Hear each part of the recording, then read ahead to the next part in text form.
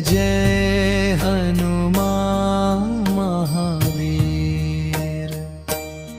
बलशाली वायुसुतोऽसि लोकवन्द्य, संकटहारी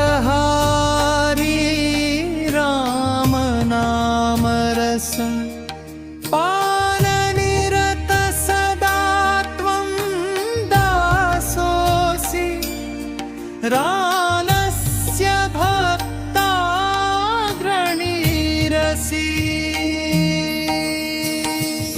लङ्कादहनं कर्ता तव महाविक्रम, सीताशोकविनाशी त्वं भक्तप्रियतम। गिरिधरगमनं कृत्वा औषधं नीतवान् लक्ष्मण, प्राणदाता तं देवैरपि पूजितवान्। महाकायो महातेजा वज्रदेह समन्वितः, रिपुनाशनकर्ता त्वं धर्ममार्गप्रवर्तकः।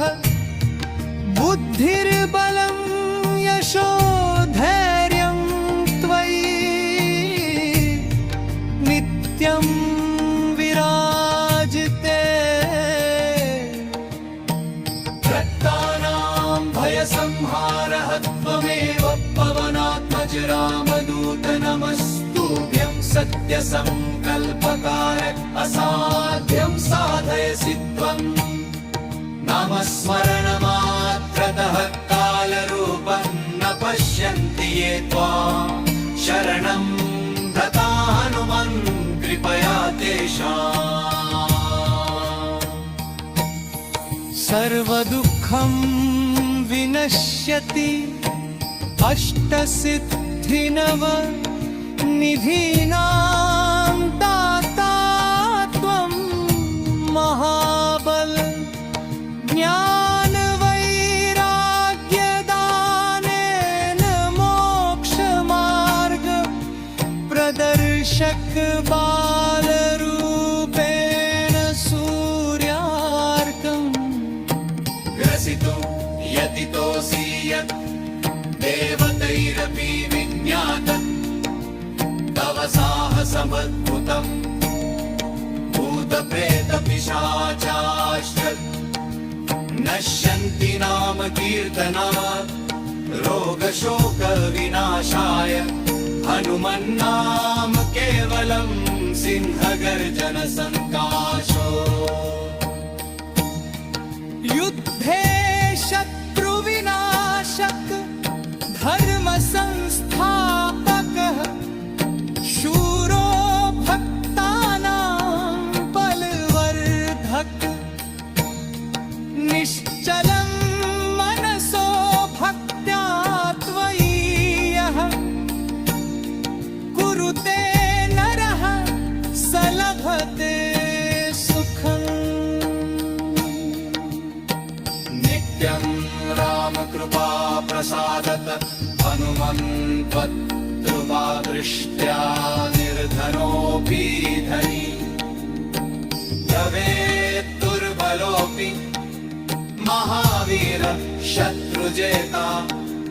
विजायते गुरुरूपेण भक्तानाम्।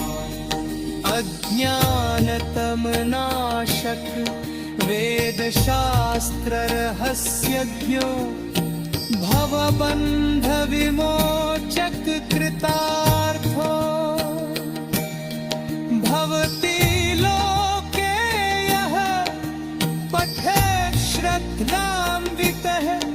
एतत् स्तोत्रं महापुण्यम्।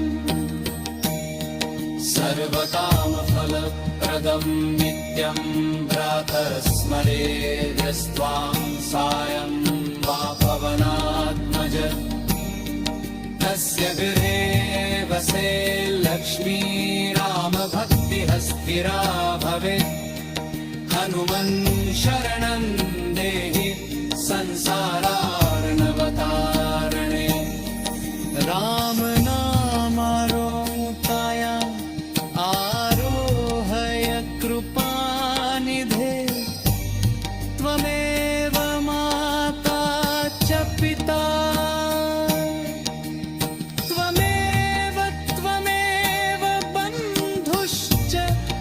सखा त्वमेव त्वमेव विद्या